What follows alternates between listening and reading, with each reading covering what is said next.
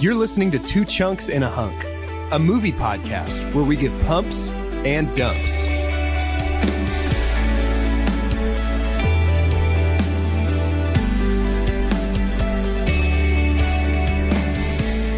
Hello and welcome to Two Chunks and a Hunk. My name is Jordan Wonders, and this week I'm your chunk.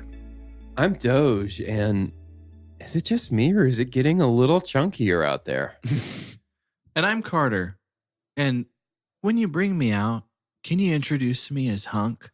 Ooh. And you've done it. You've introduced yourself. Congratulations. Oh, you did it. Why? I got some permanent ink Sharpie. on my body. Yeah, I see that. You've written Sharpie all over. You wrote damaged Damage on your forehead. Wow. That's amazing. I have so it's actually movie influenced a lot.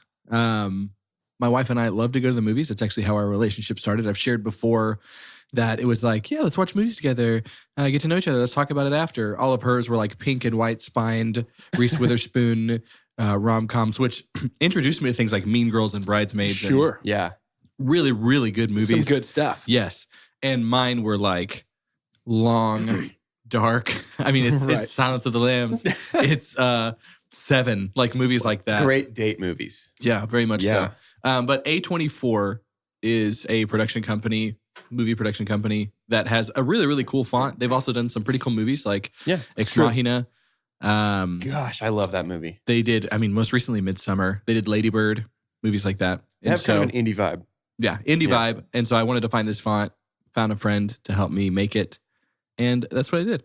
So that's on, it kind of represents my wall and the stuff we like to do. It's a tattoo, by the way. In case it's not clear. It's not Sharpie. We were joking. It's definitely a tattoo.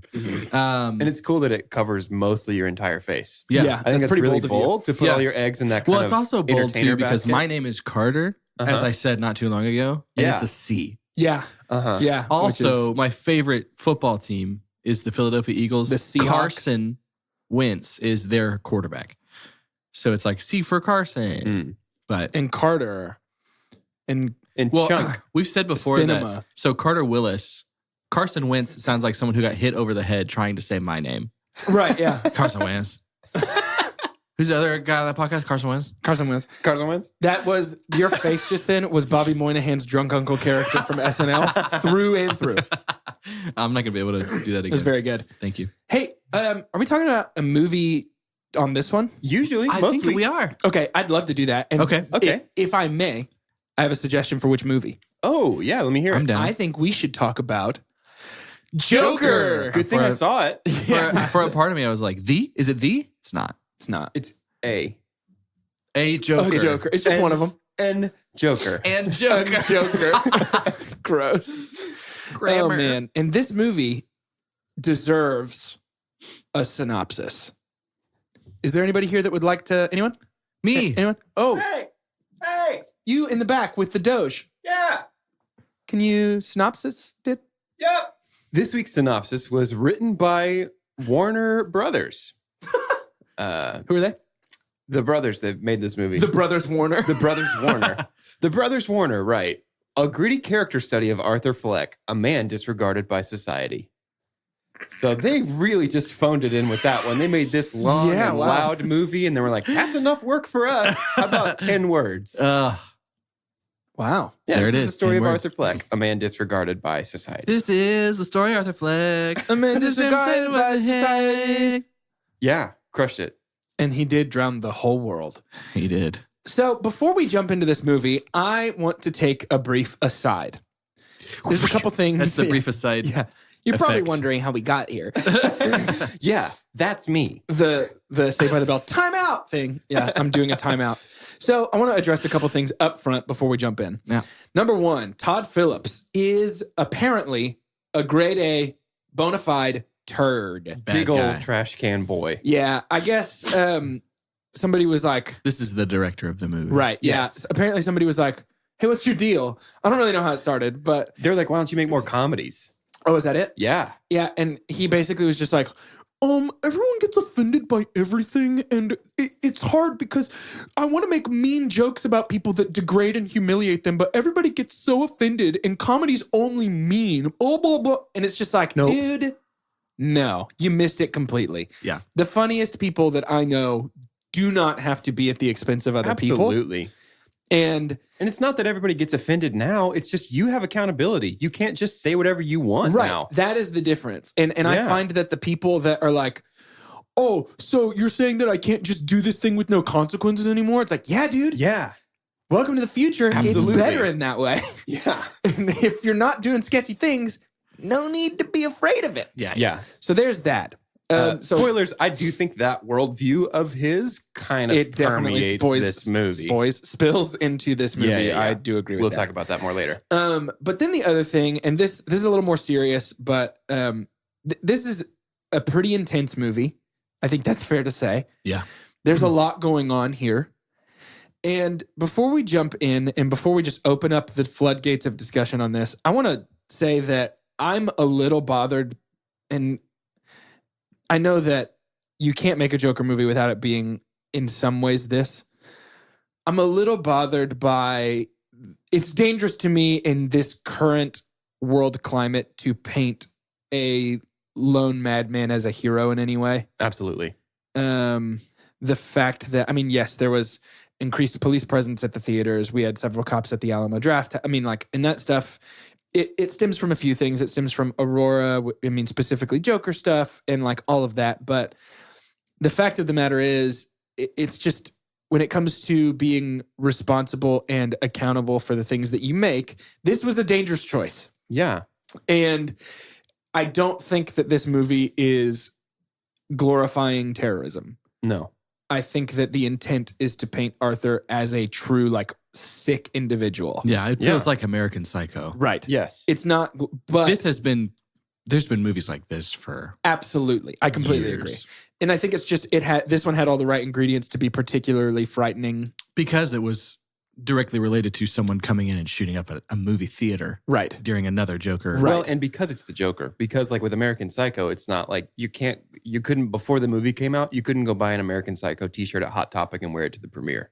Right. Right? Like this is an established character Yeah. and IP that people have loyalty to. And so this is inherently a little more mainstream than something like American Psycho. Yeah. Sure. But yeah. And so obviously we're going to talk about this movie, and I don't think that it being a dangerous, potentially kind of like murky movie to make, I don't think that necessarily diminishes this as a movie Right. on its own merit. But I just wanted to get out there and say it did make me a little uncomfortable, I think. Yeah, I was feeling that too during our showing last night. And as much as I try to turn off my podcast brain and enjoy a movie, there is always that part of me that's like, man, how am I going to talk about this? And I do want to say that this is a movie that is really kind of not on brand for us. Like this is not typically the kind of thing that we would spend an hour talking about and expect people to like come along with us on. And so Yeah.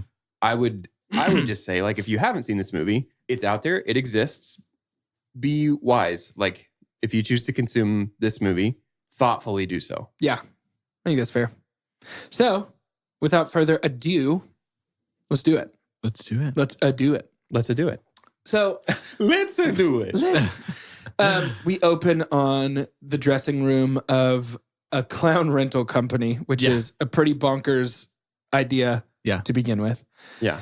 And we see Arthur in the mirror putting on his makeup, crying, kind of freaking out a little bit. Doing his And- frown and his smile with his Yeah. hands. And then he immediately gets jumped by some street youths, Yep. gets his sign taken. Gotham's just trash. A roving though, that's pack for sure. of youths. No Right. surprise here. Yeah. There is certainly a craziness to Gotham in every like DC movie that involves it. Mm-hmm. This is one of the bleakest looks at Gotham I think we've Yeah. gotten. Yeah. And it's a little more giving us a semi-realistic cityscape. I missed having the actual Gothic like architecture Yeah. that we Yeah. usually find in Gotham. It felt is a a little really more New York. Gargoyles and stuff like a that. really good I've cinematic always Gotham. loved that vibe. Yeah. Yeah. Which even Nolan did Mhm. in his version, even though it was a more futuristic look at Gotham. His was a little Chicago-y. Yeah. Yes. Which I've always felt like Gotham was that more than New York to me. Well, a lot of the Christopher Nolan movies were shot in Chicago. right? Yes. Yeah, his was a little too recognizably Chicago. I like this a lot as a cinematic, like, What as we had Gotham on as this a one. setting. I Yeah, loved how tall the city felt. Uh-huh. Like it felt like You the hardly city was ever just saw the tops of buildings. oppressive, Yeah, just looming overhead. And I really liked that I look. like it too. That was super cool. And I think it sort of set the tone for, I mean, this movie felt really claustrophobic to me at times, like personally and physically, Yeah. with the imposing buildings. And there's a lot of confined spaces, but also like Arthur clearly feels trapped. And Kind of has machinist vibes too, if you've ever seen that. Yeah. Yeah. Also with the gauntness of our leading. Yeah, Let's talk man, about that. Joaquin is skinny. he's skinny. His physicality in this role is unbelievable. Yeah. Physically, just as far as like mannerisms, Mm-hmm. yeah. maybe the closest to an animated series Joker we've ever gotten on I would screen. say that. I thought that. Yeah. Just as far as like yeah. the flowy dancing and the way Yeah. he like runs so like wobbly. Well, That's the only he- word I could think of. It feels like he decided I'm going to only run on the flats of my feet. Yes. Yeah. Yeah. And As if every, he always has clown shoes on. every shoe sounded like clown shoes Yeah. just slapping the pavement Yeah. as yeah, he but ran. little things like that I really do. And I'm gonna say, like, I'll go ahead and super pump, but it's Joaquin Phoenix. Sure. I think Yeah. I think what he's That's my done. super pump Yeah, as well. mine is also Joaquin I- Phoenix. Hey, super duper pump. Super duper pump. And it was pretty easy. I know he will be nominated for an Oscar. This could be his first win. Remember, he's never won. We learned that in Gladiator. Right. Yeah. It could be his first win, and I think I'm okay with that. But yeah, the little thing like how you run and stuff like that would be my favorite thing to do as an actor. We talked about Jake Gyllenhaal always does some kind of Those facial little tick. idiosyncrasies. And Yeah. so kind of seeing that with, and didn't it seem, and this might be inappropriate, but I couldn't help but think his actual facial scar fit this character No, I agree. yeah. like really well. And I know that's not why they cast him. No, but it worked. But yeah, but So his run, all I could think every time he ran was it looks like he is trying to run with a very heavy backpack on. yeah. Oh my gosh, yeah. He's always late to class. Yeah, that's Right. great. Yeah. And well, it's and just his like arms are up. I guess I'm watching a lot of anime. Adam and I are Yeah. because he's my real friend. Like running like arms up in the air. Ho! Knocked over my coffee, but we good. we good. There's a Crumb and lid, Kettle, baby. great lids. Great lids. I've always said that about Go them. to Crumb and Kettle for all your lid needs. They got the coolest lids in town, man. I'm man. Crumb telling and you. Kettle is lid. Gross. So I think it would be a mistake to try and talk about this movie in any sort of linear fashion, Yeah. just because this movie is at Drawn its out. core. Well, it's very long. It's very drawn Mhm. out. But at its core, this is a movie about descent into madness. And Yeah. so it just gets more and more bonkers sort of as things go. Mm-hmm. So I want to spend a little time talking about delusion and the role that delusion plays in this movie, because we talked a little bit about the danger of idealizing this character in any way. Sure. I think delusion is the antidote to that, and understanding how deluded he is important. Yeah.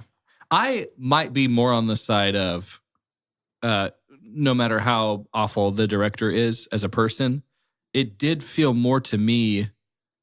I think what makes it tough and makes it a little scarier is yes, all the memorabilia. Like you can get Joker merch like nobody's business, Sure. right? And walk in there and paint your face Walk and in there. then you have this weird like Twilight Zone of like a Black Mirror of like, oh, are some of the people in this theater the ones dancing around the cop car at the end? Yeah. You know, things like that. It's like, oh, they love Joker too, right? But I think he does enough to be like, this is a bad dude. Like, I think I agree with that. We very quickly are introduced to the depth of.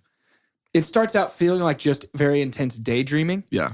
but we very quickly learn that Arthur's delusions go a lot deeper than that. Yeah. And this was filmed well, I think. Yeah. I And agree. it almost It felt was like when structured. we got that really deep stringed instruments, Uh-huh. like of the actual soundtrack, the score, like that was letting us know that this Yeah. was his delusion. I So, feel like every time that played, it was not real. so like what I was think we happening. didn't lean into the delusion enough. Mhm. Oh, and- interesting. And what I mean by that is actually my super dump for this movie is that because his delusion only extends so far, by the end of the movie, Joker is right.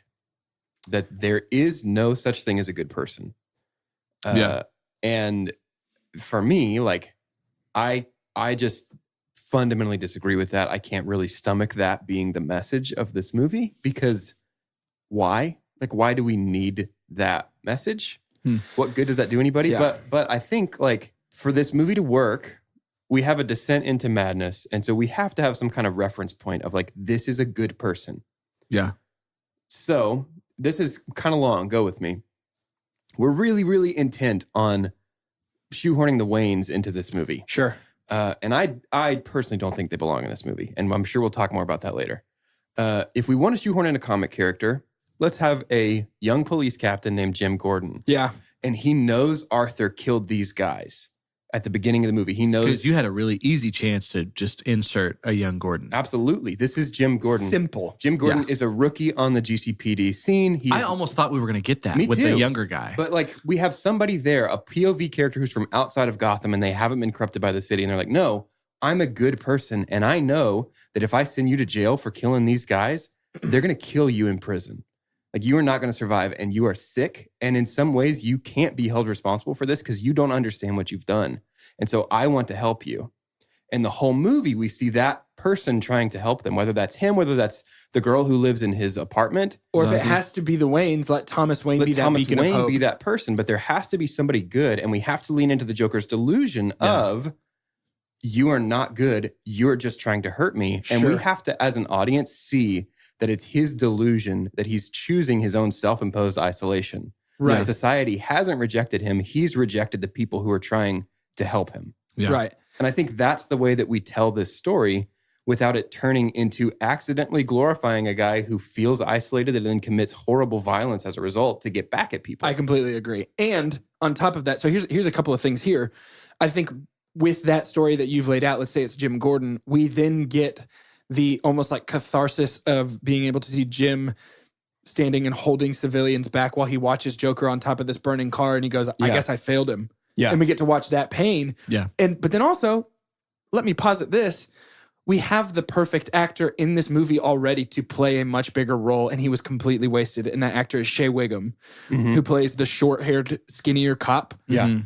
That he's incredible. Yeah. Yeah. He is such a good actor. Yeah, he's great. Could have been a great young Jim Gordon. Absolutely. And instead he just asks like 5 questions and then runs through a train. Well, and I guess that's the thing. Like spoilers, if you can't tell, I really didn't care for this. I think it's well done. I just didn't I probably won't watch it again. But I think that's my thing with this movie is that like, if the Joker's right, and the movie certainly paints it as if he is, like there's not a good person in Gotham. Sure. Because the Joker's right in this version of Gotham, we can never tell a Batman story. Right. And we're so intent on teasing that we can never tell a Batman story. Jim Gordon can't exist. There is no such thing. Harvey Dent starts as Two-Face in this world because there is no such thing as a good person. And so there is no hope in Gotham. Yeah. I think the moment that the camera seemed to be Arthur's point of view on the world, the narrative, all of it, his point of view, I thought we are only in his head this whole movie. Oh, interesting. So to me, yeah, there's good people, and I think there was a assumed delusion that it's all bad. Yes. Honestly. Okay. Yeah. I think I could have done with more of that. I could have done with like, I get it too. This was an exhausting movie. yes. There was a lot, yeah. And I don't think it needed to be as exhausting. I've seen many exhausting. Some of the best made movies ever are pretty exhausting. Yeah. But yeah, this definitely felt the casting of De Niro felt like an homage to a movie just like this that was made in the 70s, Taxi Driver. Right. Yes. Yep. It's the same thing. This is a crazy guy Right. who lives in New York City and is probably got some mental stuff going on, and he's just kind of ignored and on his own. He's like getting attention now, and it felt like, it's almost like, did you like Nightcrawler? How different is that from this movie? Nightcrawler has good people. I think he's surrounded by people that act as a foil to him. Maybe they're not objectively good, Yeah. but they can act as a foil Yeah. to Jake Gyllenhaal's character in that movie. Okay. Things like Risa Ahmed's character, I forgot his name, but he the whole time is like, hey, we shouldn't be doing this. Like, I'm not okay with this. And we don't get a foil for Joker. I think, personally, I think Joker doesn't work without Batman. I don't think Joker works I without a foil. Completely agree with you. That's interesting. Yeah. That was missing for sure. I think that if you want to paint the idea that there is no good person, that's fine as long as the answer to that is, but these no good people can choose goodness. Because that's Batman's whole thing is we're all just living in the gray area, and some of us have to sprint as hard as we can towards the light because we are very drawn to the dark. Yeah. That's the whole thing. Yeah. And and maybe it's just, I've said this recently too, the curse of knowledge with the comics and just like understanding the dynamic there. But so my super dump for this movie is that it didn't need to be the Joker.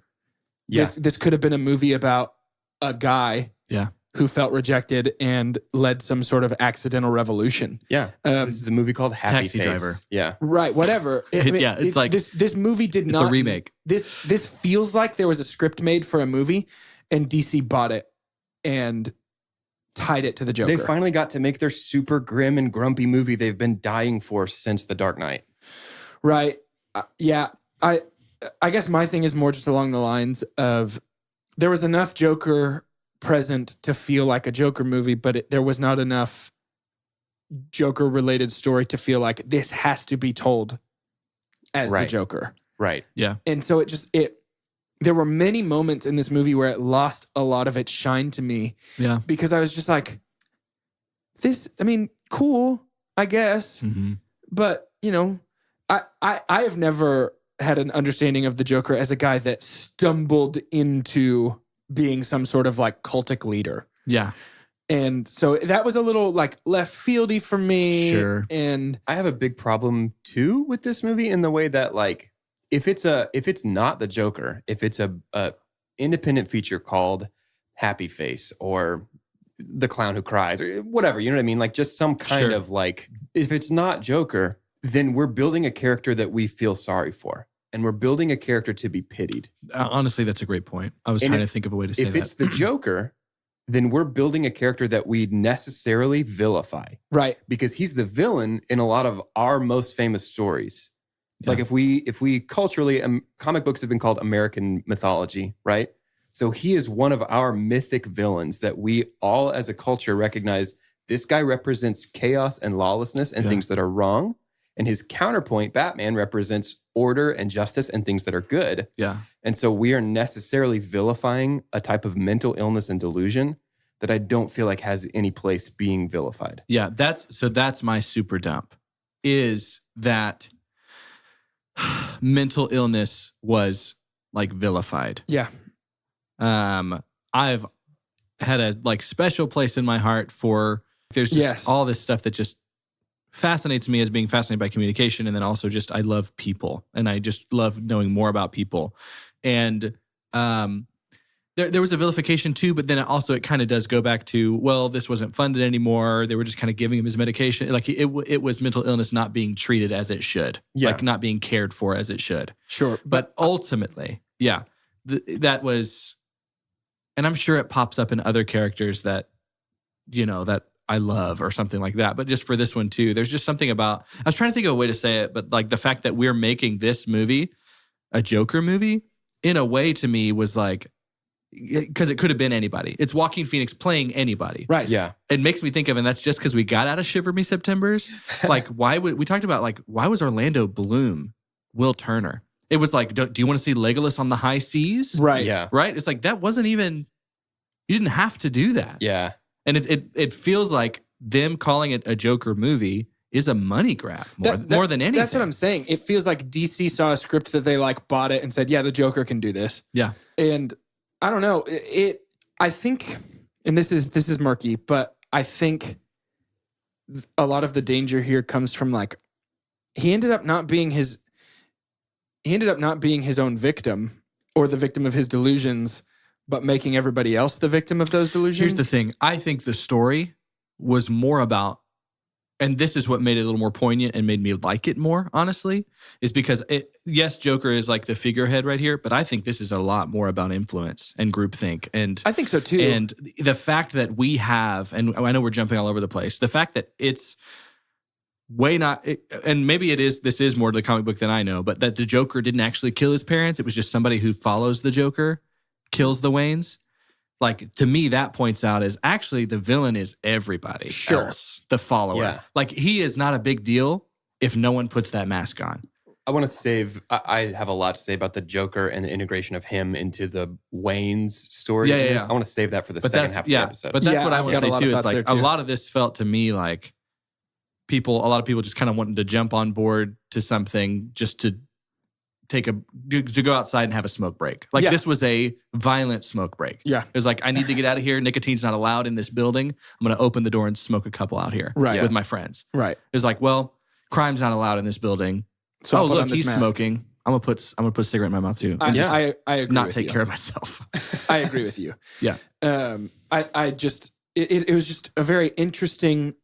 So when we talk about Todd Phillips kind of being a turd burglar, I felt gross during the scene where Arthur was on the bus and he's trying to make the kid laugh, and the mom turns around and is like, "Stop talking to my kid," and it's like, that's where you lose me, Todd, Yeah. because it is so clear to me that in Todd's world, you can't be kind and fun anymore because people are just looking to get offended. Is that Todd's world or Gotham? Is Gotham not ever portrayed this way? I've never To where seen everybody just feels like they're against each other? No? it. Against each other, yes, but that felt very pointed at. I just am trying to be so fun and nice, and nobody will let me do it anymore because they're so guarded. Everybody's awful. So that is traditionally part of the portrayal of Gotham, though, right? Like it is a city in which it sucks to live. It is on the verge. Yes, But that there, is. but there are beacons of hope in this city that are drowned out because they're not visible, because they're outnumbered. And so what Batman says is, hey, I'm a magnet for those people. I do this in a really big way so that the people who are doing this in a small way can see me and understand I can keep doing this. Which this goes back to the Gordon fix, right? That's all Yeah. we needed. Yeah. Was I just really have think- Commissioner Gordon in this movie. I really think I would have loved this movie. Instead of the Waynes. Maybe say it once. Go ahead and show he's running for mayor. Sure. I don't want to pitter patter around talking about the Wayne integration into this movie. So instead, let's jump into shout announcements and we'll come out swinging on the other side. Let's do Got it. it. It's time. Welcome to Shout Announcements, the part of the show where we make shout outs and give announcements. I was 100% expecting Squinty. I don't know why. I know, I was it's no expecting longer a pirate anymore. voice. Yeah. I could be like, Squid, Yeah. here we go. yeah. But Very hey, good. I got some shout outs. Let's do it. Oh, May I? Tim, you may. I'm going to give a first shout out to Tyler Stache. We out here, or rather, we in here. We in here. It's where we record. It's a good place. That's their slogan. That's true. Tyler Yeah. Station. We Hey, out here. Fun fact. Ooh, we in here. Fun fact, in like 2 or 3 weeks, my wife is going to be our Casa de Chunk neighbor. Interesting. I've be never working fought right next. harder in my whole Yep, life yep. to not quote Borat. Just then. Just so you know. Same here. Oh, I've never seen it. I haven't either. I haven't I either. don't care for that, but Okay. everybody knows my wife. I also want to give a shout out to to Crumb and Kettle for fueling our talks with their delicious coffee and baked goods. So good, it makes me want to dance. More like Crump and Kettle. Nice. Literally couldn't do it without them. That's true. Also, want to give a final shout out to Podbean. Dang, there it is. We pay you money. We put Put stuff stuff on on you. ya. Mostly our What's the podcast. podcast? Podbean.com. You introduce it as a final shout out. We're going to shout them out like next week and stuff too. Well, it's his just your final last. shout It's out. my Your last final one one. for today. It's the last. My cards are gone. I'd Yes. love to give another shout out to and continue to for This is our final one. Story Shaped Life. This is a podcast within our little family of podcasts. Give it a listen soon. They're filming right now. They kind of do a whole season filming Filming? before release Filming. kind of thing. Mm-hmm. Are they video? Nope. I was just going to felt- say, what? They're recording right now Okay. on They're film. filming their voices.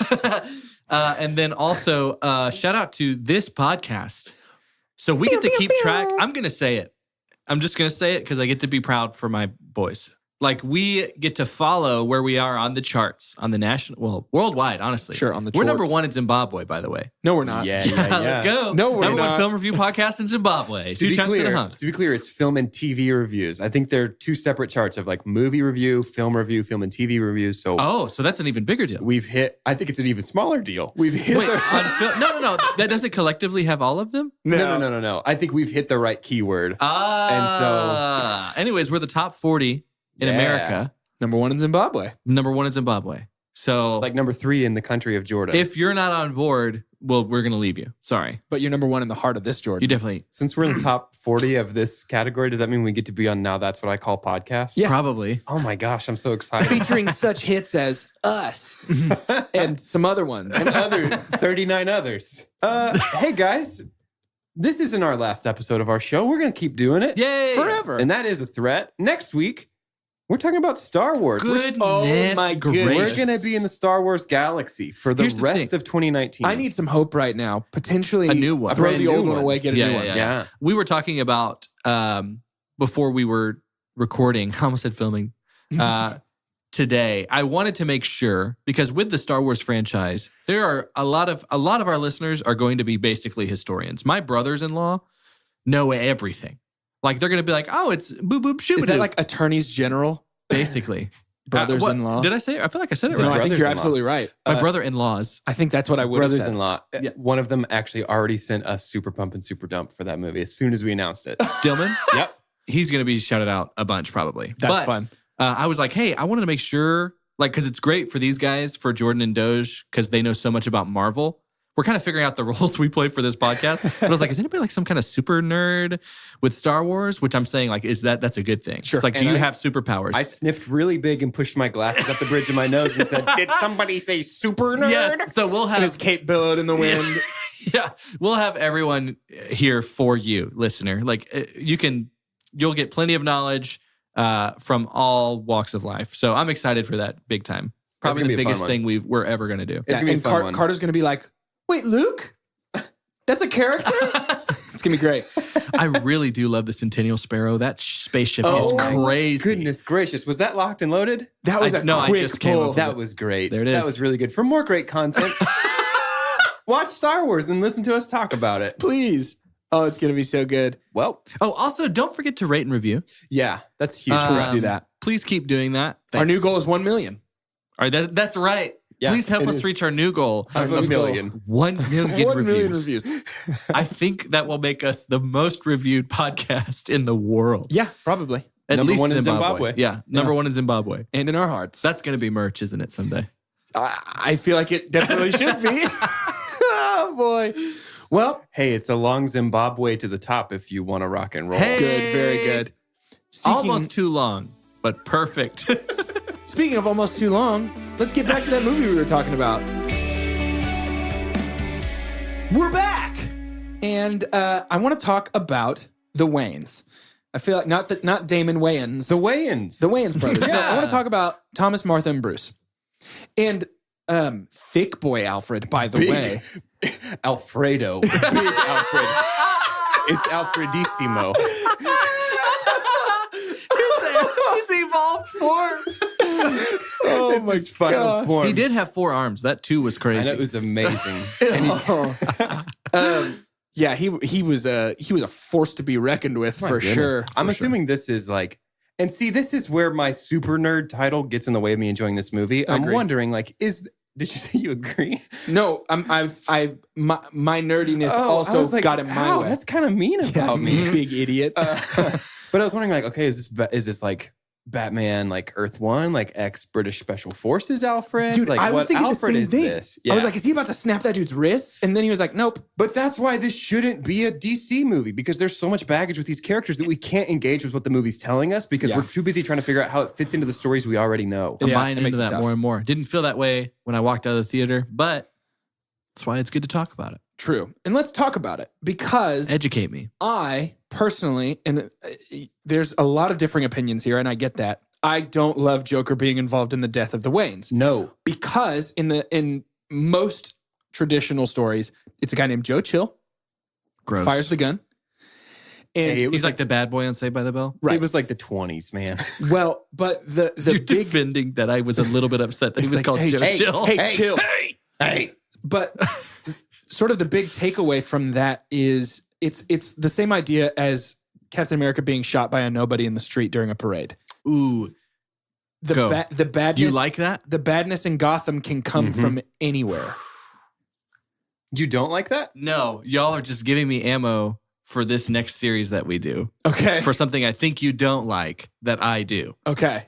Okay. But it's just when it's Joe Chill, it is so random and so painful that it makes sense why Batman has this vendetta against the city for a while and has to learn to protect rather than fight the city. Yeah, When it's because it could be anybody. When it's Right. Joker related, it makes the beef that he has with Joker feel too personal at the beginning. We don't need personal beef. That's why in a few years ago, in Scott Snyder and Greg Capullo's New 52 run on Batman, Joker Which gets is the best comic run to me maybe that's, of all time. To me, that's definitive modern Batman. Agreed. In their run, Joker I need to gets read into that. the Batcave, and he has a chance. I talked about this to Callie on the way he home has last a night. chance to see who Bruce is. He chooses not to. He chooses not to. because He it doesn't doesn't care. matter because So their good. their lines of conflict are purely ideological. I want to talk for a minute about the role that random violence plays in the story of the Joker and the story of Batman. Right.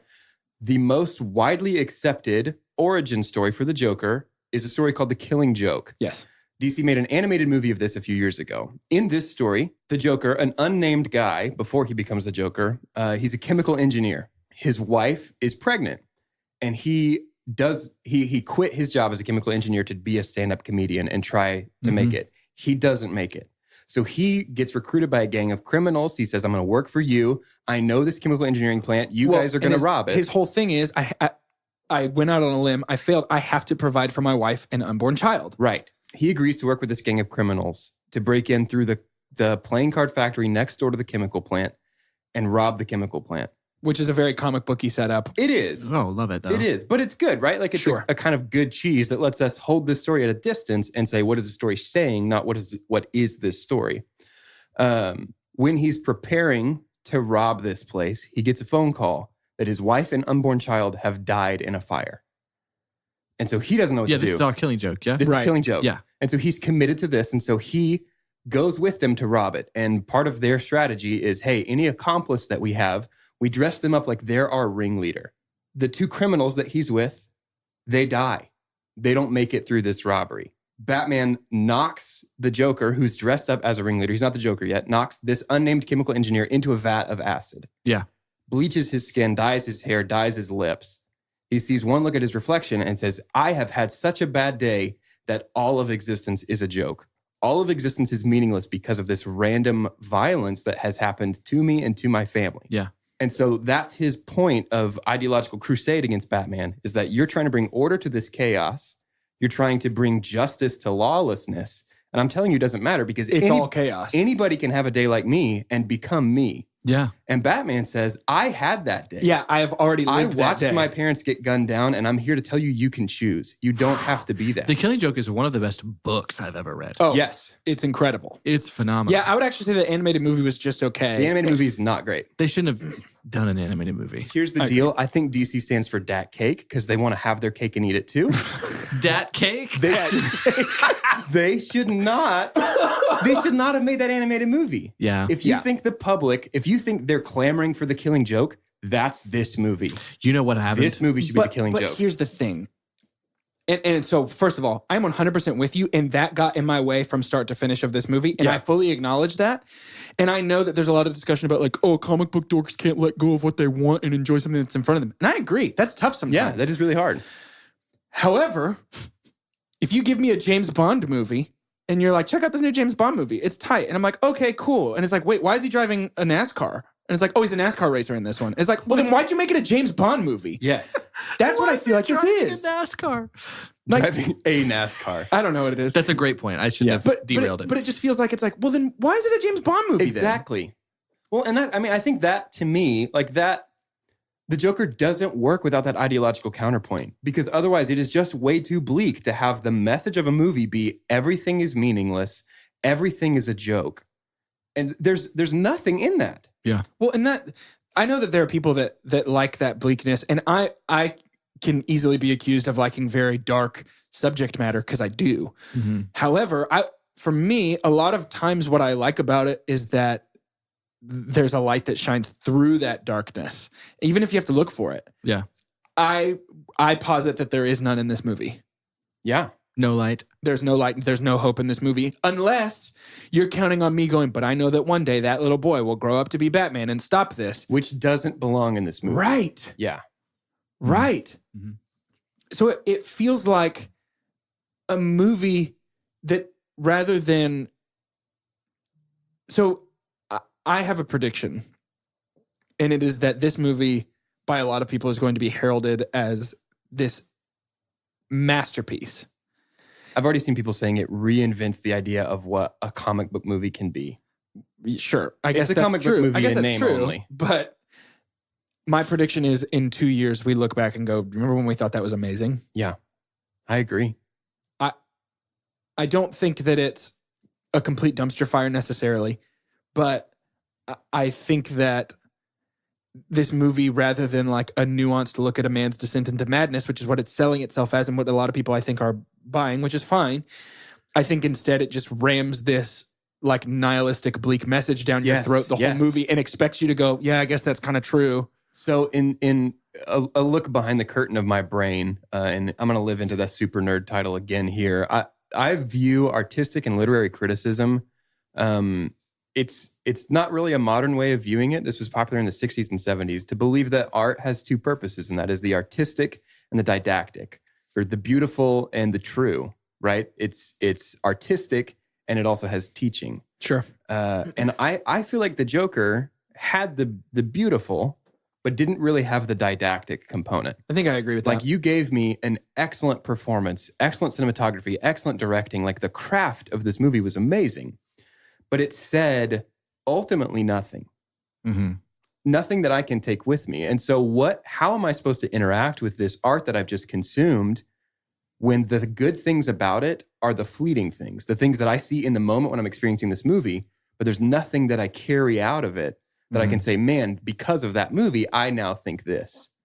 And I think even our best art, even our best, most popcorny art has those elements. Sure. Right? Like we talked about Star Wars. Spoilers, I've already watched A New Hope.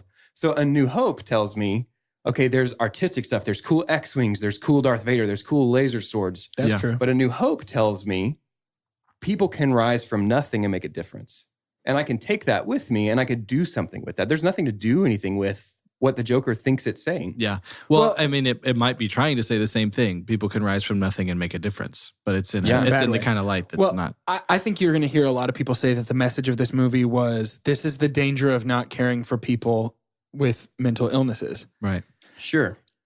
And I agree. I think that's a terrible thing. And I think that we should be caring for those people. Right. This is a very ham-fisted throat punch of worst case scenario. Yeah, Here's also, what can happen. You don't want to make yourself afraid of the potential of a mentally handicapped person. Right. Sure. And again, this comes back to, I feel like we really vilified somebody in this movie who was not the victim of a bad day and a chemical reaction, but instead needs real help. It should not be like we're going to care for this person because we're afraid of what they might do to us. We need to care for this person because we love them and they're a person. Yeah. Yeah. Well, and I need to be careful that we don't all three accidentally talk ourselves into disliking this more than we would have coming into the room by piling on. Well, here's the thing too, and it's worth mentioning, but a massive influence that this movie was even made, whether they say it or not, is Heath Ledger's Joker. Yes. I think until that went from the cartoon. I mean, Jack Nicholson was also a cartoon. Sure. Yes. He was a cartoon version of the Joker. But then we had a really ambiguous origin. Like, I don't think we really get to even know. He just asks, and we never really know why he got those scars. It's a lot of stuff that's going kind of against some of the, I guess, not the lore, but like the story of the Joker from the comic books. That's a component taken from The Killing Joke. Is we get this story, different stories, and then later on, Joker tells Batman, like, if I'm going to have an origin story, I prefer it to be multiple choice. Yeah. Like, so we don't really ever know where this figure comes from. And I want to say too, and the reason I bring this up is I feel like a lot of the influence, I think culture, like movie culture, is going to influence people's opinion on this movie outside of the movie itself. Yeah. 2 parts. 1, longing for Heath Ledger to come back. Yep. Longing to have that feeling again.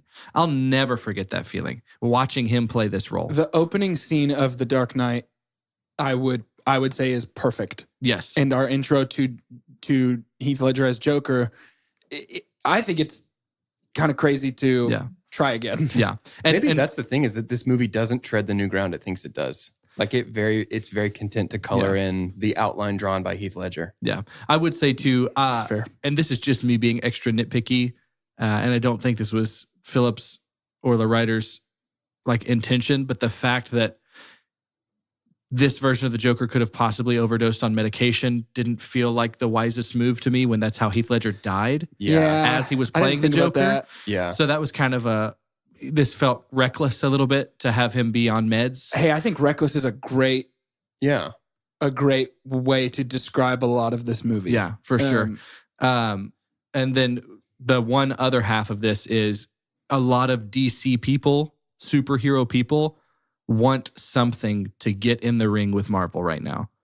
Yeah. Sure. And yeah. they don't care what it looks like anymore.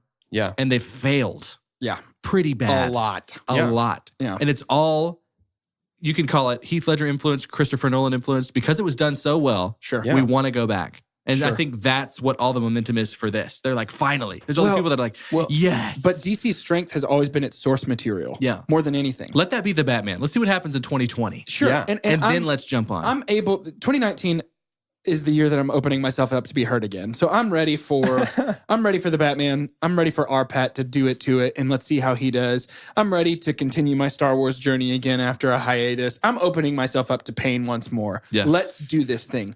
However, there is a part of me, as we're sitting here talking about this, that knows that there's a good chance that Todd Phillips would hear this podcast and go, a bunch of triggered millennials, just like I said they would be. Yeah, I think that's that's become all too common in the discussion around DC movies. Like particularly any criticism at Zack Snyder Yes. is usually met with, but you just don't understand themes. You know what I mean? Like it's these movies and this DC's allowed their brand to become associated with the kind of navel gazing that's usually only delegated to like art house movies. Yeah, and Yeah. it's just not that. Like these are pop stories. They're pop culture Right. stories. Yeah. Like they don't necessarily work. I think Well, let the cheese be what is telling the larger story. they Sure. You know what bottled I mean? lightning with The Dark Knight. Oh Yeah. my gosh. These kinds of stories just don't tend to work in that way. Yeah. And to play more into the hypothetical, I mean, if Todd Phillips is saying these millennials, I mean, he gets to make his own movie and do what he wants. Absolutely. We get to make our own movie podcast. Absolutely. You know, that's where the and opinions I will was come not from. saying he shouldn't be that way if that's how Oh, he is. no. I was just saying, you know, I'm picturing myself fighting him right now. Sure, yeah. So I'm like, what would I say back? corner. Yeah, well, yes. In this corner. yeah, I just think that this is one of those movies where it's like, I don't think there's any necessarily right or wrong way specifically to Yeah. view anything, but especially something as ambiguous as this. Yes. And we've collectively said, like, this is a well-made movie. Oh, Oh my yeah. goodness, it's This is a amazing. really, I would, if there's certain, like the nominations, I can't imagine one nomination being like egregious if I see it on the Oscar ballot for this movie. I would have taken out every ounce of licensed music from this movie. Every single moment of non-OST I didn't sure, mind it. sure. I'm saying like if drove me crazy. if I see like a cinematography nomination, Yeah, easy. or if I see a set design nomination, or Yeah. like Things related to the actual Joaquin is craft. going to get nominated. Yes. Yeah, Like- I think it should stay away from like original screenplay or adapt. I think it would have to be adapted screenplay because it's based on licensed characters. Yeah, But like to me, like we don't do anything special aside from the great. Like it's it's something we've never seen a before. regular biscuit with the world's greatest gravy on top of it. Yeah, Right. Yeah. No, that's good. I love that the second half of this podcast has just been Joker history. Yeah, What's important? We would be remiss if right before we close out, we didn't talk about Joaquin's laugh. yeah, If there's one thing that they have done in this story that I like enough to say I would even be okay if it became canon at some point, From the head it is injury. that Joker's laugh is an affliction Mhm. and not an affectation. yeah.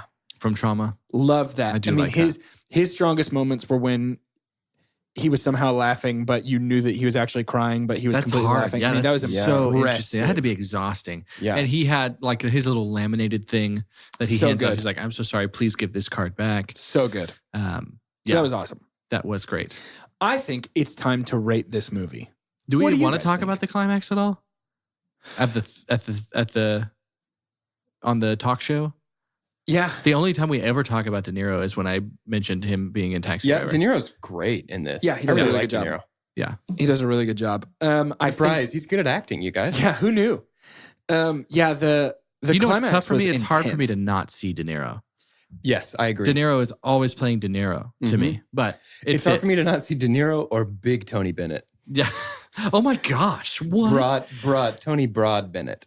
That's amazing. Very good. Yeah, it was a very intense climax. There was, There's some unrealistic to them, like still filming. yeah, I think so. There was also that, to me, that brought about a theme of, what media can do to influence people. Honestly, like the fact that he had a viral video essentially that was shared, and this made him a star, and the danger in being able to do things like that, Right. and give someone a platform, because that lets someone feel like I am loved. Like Instagram's going through a thing right now where they're probably going to take away likes. Oh, really? Because it is influencing. It's going to hurt business if they keep that up too much because of all these things that are going back to, like the girl who went to prison because she had said something to like her boyfriend, like via some kind of social, like it's crazy kind of stuff like that. Right. But all that pointed to, it's kind of dangerous, the platform that anybody can get. Sure. I think if we're going to do that, let's make that like, pick one. DC can't have all your cake. Like pick a cake and that's your cake. Like if this movie is about the power of media to turn somebody into a figurehead of a movement that they had no intention of starting, that's what our movie needs to be about. I'm honestly fine with open to interpretation. I'm fine with someone walking out of the theater and being like, I think it's about this, and I think it's about this, and I think it's about this. So I don't think necessarily we have to like cookie cut, this is exactly what it has to be about. Because honestly, it might not even be the narrative that was written for the movie at all. It's just what Jordan thought when he walked out. Yeah. Sure. Which I think is art, and I think that's fun. That's fair. That's fair. I agree with that. Now do we want to rate? It feels like it's time. Let's do it. Yeah. So here at Two Chunks and a Hunk, we have the scientific cinema scale, the perfect way of rating movies. No way better. And it is as follows. The best thing we can ever say about a movie is own it, don't lend it, buy that poster. After that, it's going to be buy it, followed by rent it and then stream it. After that is forget it and last. But certainly least, the worst thing we could ever say about a movie. God hath forsaken us. I'll go first. Okay. This is a stream it from me. I am glad that I saw it. It's going to be in the zeitgeist enough to be talked about. And I think it's good to have seen the movie. I don't think I'll probably ever watch it again. I did not like enough about this to be, I'll be done thinking about it when we finish this podcast. Let me put it that way. Yeah. It's not sitting on me. It did not affect me in any very deep way. Yeah. It was a spectacle and it's over now. So stream it. Yeah, it's a rent it for me. Okay. I do think it's a good movie. Like, I think this is a good movie. I think it shouldn't have been about the Joker. And I know that is the title of the movie, but it was a good movie without that. Right. And the parts that added that muddied things a little bit. Sure. I'm also going to give this a stream it to me. And again, it's totally subjective, but like, I can't stomach the message of there is no such thing as a good person, because I just disagree with that. And I haven't seen that in my life. And I don't know that there's anybody who has seen that in their life. Bleak. Yeah. It was just an exercise in bleakness, and it was exhausting. Yeah. It was exhausting. That's another good word for And it. it was also like 2:00 when our showing finished. So that was probably part of it. We did see it, and we didn't even talk about this. We saw it in 35 millimeter, which was pretty awesome. Pretty dope. One of like 51 theaters in the country screening it actually on celluloid. So it was kind of a big deal to get to see that. It really added to the kind of like the vibe of it, I guess. It was cool. There was it degradation, I guess you'd call it? Yeah. So the second that film gets exposed to oxygen, it begins to decay. And so they're only doing, I think, 3 days, maybe 2 days of screenings on I think they're doing 3 on the 70, maybe 2 on the 35. Cool. And so we were able to see it, I think, that was the second time that reel had been played back. And so there was already some degradation. So people seeing it today probably got even more of that from how it decayed during our showing. We're seeing that more and more. That's a huge Tarantino thing. Yeah. He does. I think Once Upon a Time in Hollywood I saw on 70. Hateful Eight also screened on film, didn't it? Yeah. Super cool. Super cool. So anyway, make sure that if you're looking for something a little more upbeat, tune in next week as we begin our Imperial March. Yeah, there it is. Through Star Wars, starting with A New Hope. Mm-hmm. And boy, howdy, I'm ready to talk about it. Me too. Couldn't be more pumped.